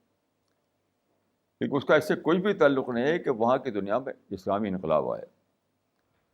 کیونکہ اسلامی انقلاب ماننے کا اسلام کو آپ اسے ان کے مائنڈ کو کے مطابق، ان کے مائنڈ کے مطابق آپ اسلام کو ان کے لیے انڈرسٹینڈیبل بنائیں، اس کو ریزن آؤٹ کریں، ایسے دلائل دیں کہ ان کا مائنڈ ایڈریس ہو، تب تو سوچے گا. ورنہ سوچے گی ہی نہیں، سوچے گا بھی نہیں. ابھی تو جتنی بھی کتابیں چھپی ہیں ہمارے مشن میں جو کتابیں، اس کو چھوڑ دیجیے، سب مسلم اورینٹڈ کتابیں ہیں. One to all Muslim oriented کتابیں. میں امریکہ میں مسجدوں میں نماز پڑھی، میں نے وہاں بھی وہی دعا قنوت، وہاں بھی قنوت نازلہ پڑھی جاتی ہے، اللہم اہلک الکفرۃ والمشرکین، وہاں بھی ہوتا ہے. اب بتائیے کہ جن لوگوں کے درمیان آپ اسلام کو پھیلانا ہے، ان کو بددعائیں کر رہے ہیں، وہاں پر کچھ لوگ اسلام قبول کرتے ہیں، وہ اپنے آپ کرتے ہیں. مسلمانوں کا اس سے کوئی تعلق نہیں ہے، کچھ بھی نہیں. پوری تاریخ میں ایسا ہوا ہے کہ لوگ اسلام اپنے آپ قبول کرتے رہے فطرت کی گواہی پر، فطرت کی گواہی پر. جیسے ایک امریکن مسلمان ہوا تھا تو اسے پوچھا گیا کہ مسلمان تو کیوں ہوئے؟ تو اس نے کہا کہ میں مسلمان نہیں ہوا ہوں، I was reverted to my own birth right religion. تو اپنی فطرت کی طرف لوٹتا ہے. یہ تو بس وہاں پر وہی اپنے ملک کو کلچر چلاتے ہیں. عرب لوگ اپنا کلچر چلاتے ہیں، پاکستانی اپنا چلاتے ہیں، انڈین کو اپنا چلاتے ہیں، اسی پہ رہتے ہیں بس.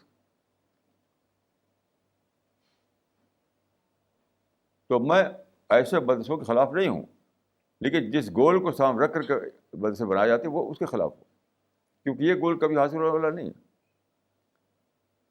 جیسے ہم لوگ یہاں ہر ہفتہ اکٹھا ہوتے ہیں، ہمیں سمجھے کہ ہم اکٹھا ہوتے ہوتے ہوتے یہاں پر انڈیا میں ہم اپنا حکومت قائم کر لیں گے، تو ایک احمقانہ بات ہوگی، کیونکہ تو نان پولیٹیکل ہے ہمارا مشن، یہاں پالٹکس کی کوئی بات نہیں، نہ ہمارے اس کلاسز سے سارے انڈیا میں لوگ ہم کو ووٹ دینے لگیں گے، تو یہ تو احمقانہ سوچ ہو جائے گی.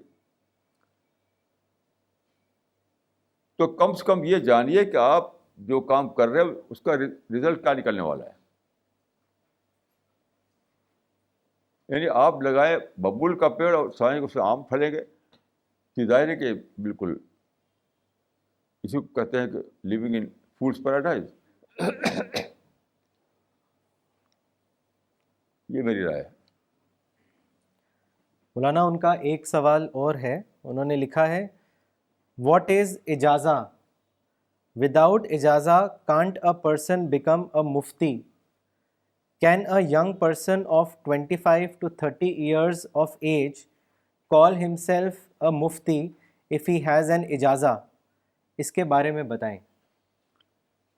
دیکھیے اجازہ جو ہے اس کا نہ قرآن میں کہیں لکھا ہوا ہے نہ حدیث میں کوئی لکھا ہوا ہے. یہ بعد کے زمانے میں اس کا رواج ہوا جب کہ مدرسے نہیں ہوا کرتے تھے. پہلے زمانے میں کوئی عالم جو ہے اپنے گھر پر لوگوں کو پڑھاتا تھا. اب چند سال کسی نے وہاں پڑھا تو اس نے سمجھا کہ اس قابل ہو گیا ہے کہ قرآن کا درس دے، حدیث پڑھائے، فقہ کا مسئلے بیان کرے، تو وہ ایک اجازت دیتا تھا. اجازت بھائی جو اردو میں مانے ہیں اجازت دینا،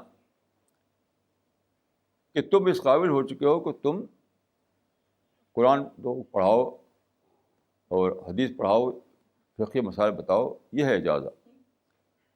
یہ ایک ٹریڈیشنل طریقہ ہے. اب موجودہ زمانے میں تو اس کی ضرورت ہے، اب تو بہت زیادہ سند اور ڈگری ہوتی ہے. اس زمانے میں اجازت کی کوئی اہمیت نہیں ہے میرے نزدیک. اس وقت کی بات ہے جب کہ مدرسے نہیں ہوتے تھے اور سند اور ڈگری کا کانسیپٹ نہیں تھا پہلے. یہ بہت بعد کو سند اور ڈگری کا کانسیپٹ آیا ہے. تو اب جب مدرسے بن گئے اور وہاں سند جانے لگی، اب اجازت ایک رسمی چیز ہے، ایک ٹریڈیشنل چیز ہے، بس اس سے اس کی کوئی حقیقت نہیں ہے. کوئی اگر اجازت کا طریقہ چلائے تو چلائے، لیکن میں نہیں سمجھتا کہ اب نئے دور میں جب مدرسے قائم ہیں، یونیورسٹیوں میں اسلامک ڈپارٹمنٹ قائم ہے، تو اجازت کوئی اہمیت ہے. اب تو اہمیت یہ ہے کہ آپ اس میں ماسٹر ڈگری لیں، اس میں ڈاکٹریٹ کریں، اس میں ریسرچ کریں، اس میں مطالعہ کریں. اب لائبریریاں اس میں جا کر پڑھیے، یہ سب کیجیے. تو اجازت جو ہے وہ ایک ٹریڈیشنل طریقہ ہے. ماڈرن دور میں اس کی کوئی خاص اہمیت میرے نزدیک نہیں. مولانا مس نزہت بانو نے مئو مدھیہ پردیش سے لکھا ہے مولانا all your talks have really great effect on me. Please explain to me the fazilat of آخری آیت of سورہ بقرہ.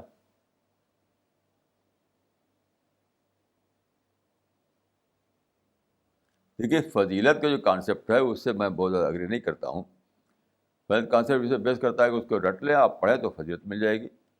میں اس کو نہیں مانتا ہوں. میں اس کو نہیں مانتا ہوں کہ اس کو ریسائٹ کرنے سے، اس کو رٹنے سے، اس کو دہرانے سے کوئی مسٹیریسلی کوئی آپ کو ثواب مل جائے گا.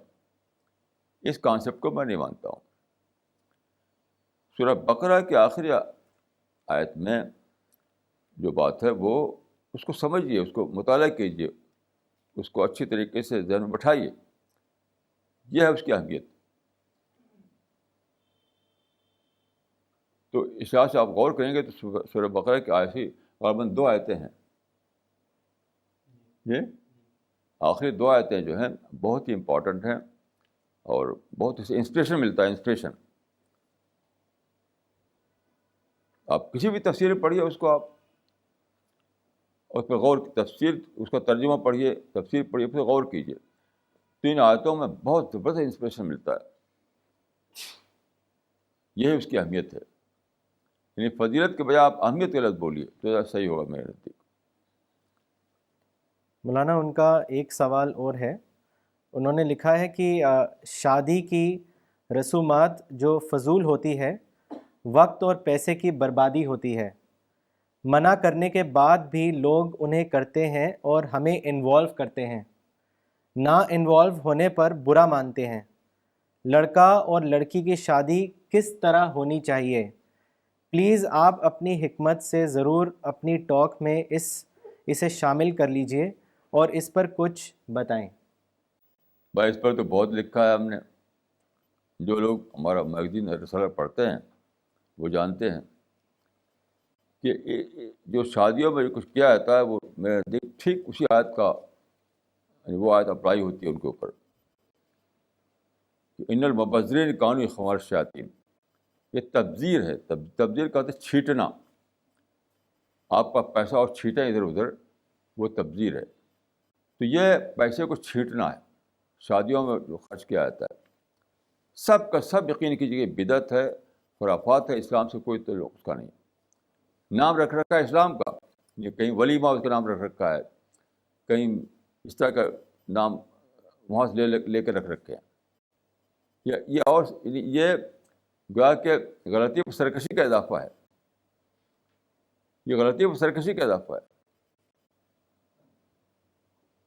میں ایک بار تو ایک مغربی ملک میں تھا، تو مجھے وہاں پر ایک تقریب میں لے جایا گیا، بتایا گیا کہ وہ خطبہ سیریمنی ہے، وہ خطبہ سیریمنی۔ وہاں گیا تو دھوپ بچی ہوئی تھی وہاں پر کھانے پینے کی۔ تو خطبہ کا معنی ہوتا ہے پیغام نکاح دینا، خطبہ کے معنی پیغام نکاح دینا۔ تو پیغام نکاح، یہ خطبہ کا لفظ آیا ہے حدیثوں میں، اس کا مطلب تھوڑی کہ آپ وہاں ایک فنکشن کے روپ میں کریں اس کو۔ وہاں پر دھوم مچی ہوئی تھی کھانے پینے کے بعد، لڑکا اور لڑکی دونوں بیٹھے ہوئے تھے کرسیوں پر، عجیب غریب ایک منظر تھا وہاں پر۔ تو اسلام کا لفظ خطبہ لیا اور سارا جاہلیت کی رسمیں وہاں پر، ساری رسمیں جاہلیت کی۔ تو یہ ایک تو مسلمان غلطی کر رہے ہیں، اور سرکشی ہے کہ اس کا اسلام کا نام لیتے ہیں۔ آج ولیمہ جو ہوتا ہے اس کا اسلام سے کوئی تعلق نہیں، جو بارات ہوتی ہے اسلام سے کوئی تعلق نہیں، جو خطبہ سیریمنی ہوتی ہے اس کا اسلام سے کوئی تعلق نہیں۔ آپ کو اگر جاننا ہو کہ اسلام کا طریقہ کیا ہے تو آپ صحابہ کی شادیوں کا حالات پڑھیے، رسول اللہ کی لڑکیوں کی شادیاں کس طرح کی گئی وہ پڑھیے۔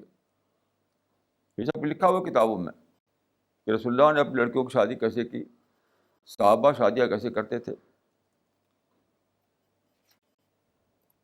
یعنی میں ایک مثال عرض کروں کہ ایک صحابی تھے مدینہ میں، ان کا نام تھا عبد الرحمن بن عوف۔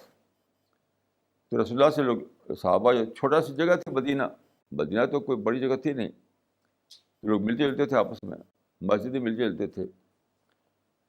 تو چند دن وہ ملنے کے لیے نہیں آئے، چند دن یا ایک دو دن۔ تو رسول اللہ نے پوچھا کہاں تھے؟ تو کہا میں نے شادی کر لی ہے۔ اب غور کیجیے کہ مدینہ تو آج کل لحاظ سے بچے ایک گاؤں تھا، بس چھوٹا سا، بہت ہی چھوٹا سا ٹاؤن۔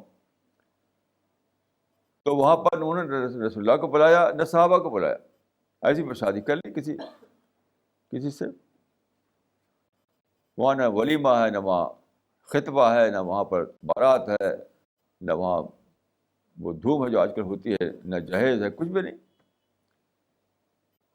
تو اسلام کے جو طریقہ ہے شادی کا وہ یہ، آج کل جو مسلمانوں کا رائج ہے وہ سرتا بدعت ہے، گناہ ہے، اس میں کوئی شک ہی نہیں، اس میں کوئی شک نہیں۔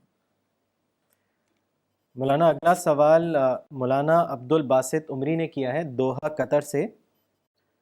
انہوں نے لکھا ہے، مولانا شکر کا مطلب کیا ہے؟ کیا اللہ جب ہمیں خوب پیسہ دے تب شکر کریں، یا پھر اللہ نے جس کو جس حالت میں رکھا ہے وہ اسی حالت کو شکر کی حالت کے طور پر دریافت کرے؟ مولانا اس بارے میں وضاحت فرمائیں۔ دیکھیے پیسے پر شکر کرنا تو ہے ہی نہیں اسلام میں، یعنی دولت ملے تو اس میں شکر کریں آپ، یہ اسلام میں ہے ہی نہیں۔ اب ایک کون صحابی تھا جو پیسہ ملنے پر شکر کیا اس نے کہ خدا کا شکر ہے کہ تو نے مجھے دولت دی؟ ایسا کہہ نہیں پائیں گے آپ۔ شکر تو کرنا ہے کہ آپ کو خدا نے پیدا کیا، خدا نے آپ کے سورج کو چمکایا، خدا نے آپ کی ہوائیں چلائیں، خدا نے آپ کو بارش برسایا، خدا نے آپ کو موقع دیا کہ آپ اچھا عمل کر کے جنت میں جائیں. خدا نے آپ رسول اللہ صلی اللہ علیہ وسلم کی ہدایت فراہم کی. یہ سب شکر کی باتیں ہیں. پیسہ ملنے پر شکر کرنا اور دولت ملنے پر شکر کرنا یہ تو ہے ہی نہیں اسلام میں، کیونکہ وہ تو فتنہ ہے، آزمائش ہے. آپ آزمائش میں آپ شکر کریں گے؟ صاف صاف قرآن میں لکھا ہوا ہے کہ مال فتنہ ہے، آزمائش ہے. یعنی جانچنے کے لیے، ٹیسٹ کے لیے دیا گیا ہے، ٹیسٹ کے لیے دیا گیا ہے. یہ تو بہت بڑی گمراہی ہے، بہت بڑی گمراہی ہے. ایک صاحب نے بہت بڑا گھر بنایا، میں گیا ان کے یہاں تو دیکھا گھر کے سامنے جو انٹرنس تھا تو لکھا ہوا تھا ھذا من فضل ربی، مطلب یہ گھر جو ہے مجھے اللہ کے فضل سے ملا ہے. یہ بالکل اسلام سے کوئی تعلق نہیں، اس کا کوئی تعلق اسلام کا نہیں. چاہے گھر ہو، چاہے دولت ہو، چاہے یہ سب جتنی چیزیں ہیں وہ سب آزمائش ہیں، ٹیسٹ ہے. یہ تو بہت بڑی گمراہی جو ساری دنیا کا مسلمان مبتلا ہے، سب کے سب مسلمان مبتلا ہے. ایک صاحب کے یہاں میں گیا تو ان کے دوست وہاں بیٹھے ہوئے تھے، تو دوست صاحب نے ان کے بارے میں فرمایا کہ اللہ نے ان کے اوپر بہت فضل کیا ہے. مطلب ان کے بیٹے کماتے ہیں اور پیسہ ہی پیسہ گھر میں ہو رہا ہے اور ہر چیز بہت فراوانی کے ساتھ کوئی ملی ہوئی ہے. اس کو بتاتے ہیں ان کا اللہ نے ان کے ساتھ بڑا فضل کیا. میں نے کہا یہ فضل کہ یہ تو ٹیسٹ کی بارش ہے، یہ فضل کی بارش نہیں ہے، یہ جانچ کی بارش ہے، جانچ. تو یہ سب تو گمراہی ہے.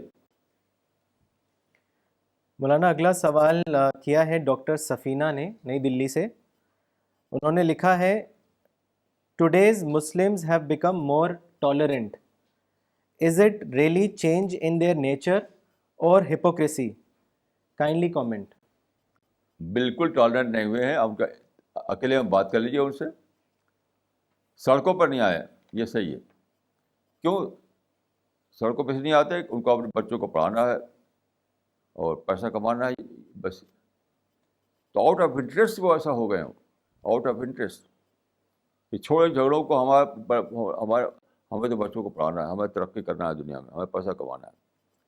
باقی اندر وہی غبار بھرا ہوا ہے. کسی بھی شخص سے آپ اکیلے میں بات کیجیے، تنہائی میں بات کیجیے، مطلب دو چار آدمی آپ بیٹھتے ہیں وہاں بات کیجیے، وہی نفرتیں بھری ہوئی اندر.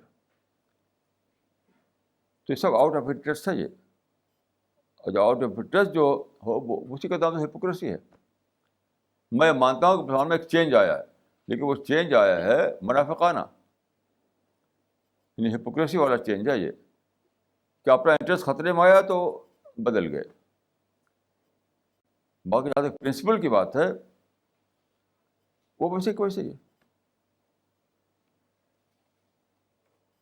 میں باقاعدہ طور پر جانتا ہوں کہ لوگ جو ہیں اپنے بچوں کو دور کیے ہوئے ہیں ٹکراؤ سے اور سڑکوں پر نہیں آنے دیتے، لیکن جب ان سے بات کیجیے تو وہی نفرت کی بولی بولیں گے، وہی نفرت کی بولی.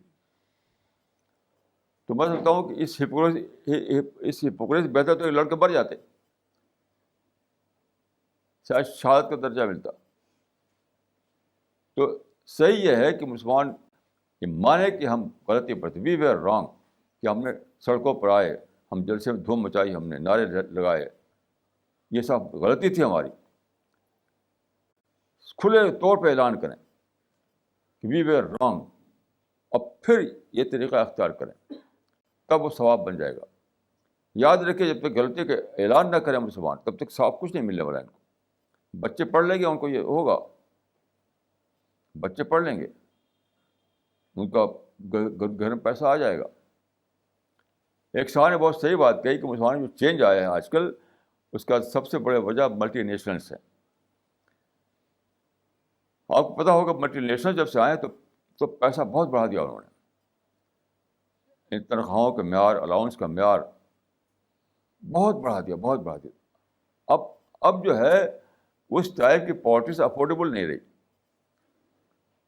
لوگ سوچتے ہیں اتنا زیادہ ہم پیسہ کما سکتے ہیں، ہمارے بچے پڑھیں تو اتنے پیسے ان کو ملیں گے اور ایسے شاندار کار میں ہم چلیں گے، اتنے شاندار گھر میں رہیں گے ہم. اس چیز ایک ٹرینڈ میں بدلی بدلاؤ پیدا کیا ہے اس انٹرسٹ نے. لیکن یہ ثواب نہیں ملے گا اس کو. دنیا کے نقصان سے مسلمان بچ جائیں گے,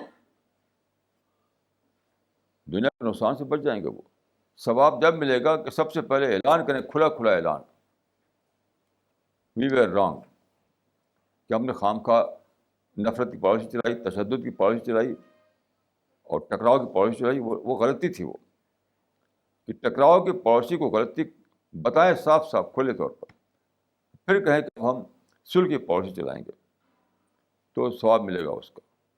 ورنہ دنیا کے نقصان سے بچ جائیں گے, ثواب کچھ بھی نہیں ملے گا. نئی دلی سے مسٹر عبد الرحمان نے لکھا ہے, مولانا صاحب, when we say that the Quran is the preserved book, how would we argue for it?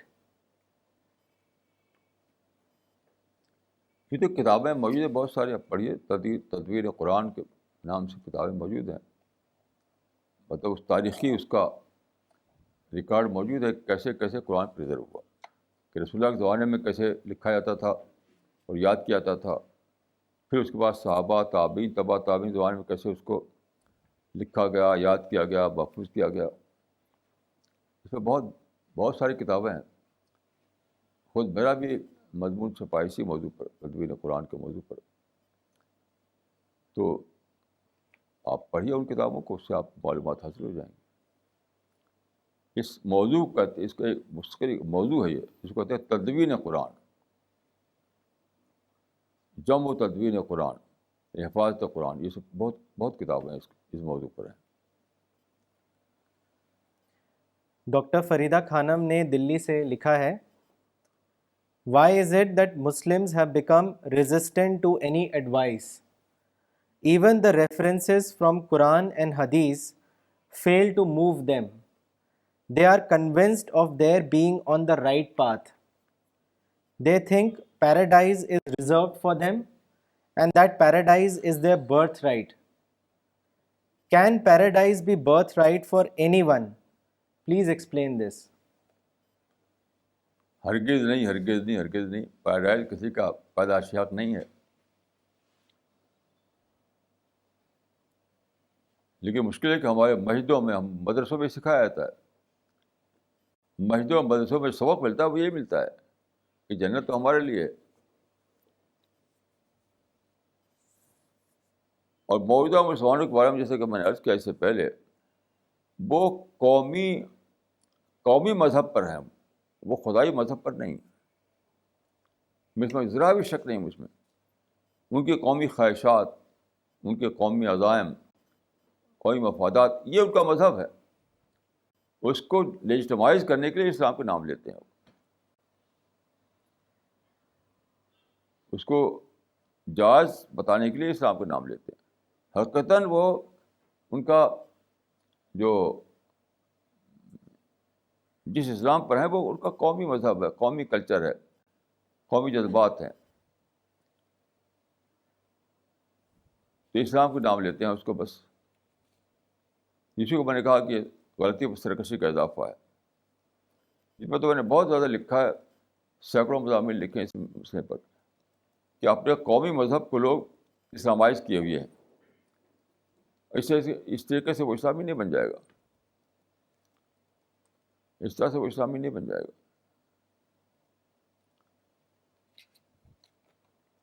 مولانا اگلا سوال کیا ہے مسٹر رامیش صدیقی نے دلی سے. انہوں نے لکھا ہے, why is it that a woman witness is regarded as half to a man according to chapter 2 verse number 282 of the Quran? Is this command limited to a financial transaction or it is for every case of witness? اس پر میں نے لکھا ہے, بالکل scientific اس کا proof دیا میں نے کہ ٹھیک یہ سائنٹیفک سائنس کے دریافتوں کے مطابق ہے. اور یہ اس پر میں آرٹیکل میرا چھپ چکا ہے. جو صاحب اس کو پڑھنا چاہے وہ مولانا ذکوان صاحب اس کا ریفرنس پوچھ لیں اور سارے اس کو پڑھ لیں. ٹھیک اسی موضوع پر, اسی آیت کو لے کر کے میں سائنس کی جو ڈسکوریز ہیں اس کا ریفرنس دیا اس میں. تو یہ ایک لمبی بات ہے، جو لوگ سمجھنا چاہیں تو مولانا ذکوان صاحب اس کا ریفرنس بتا دیں گے، اس کو رسالے میں پڑھ لیں.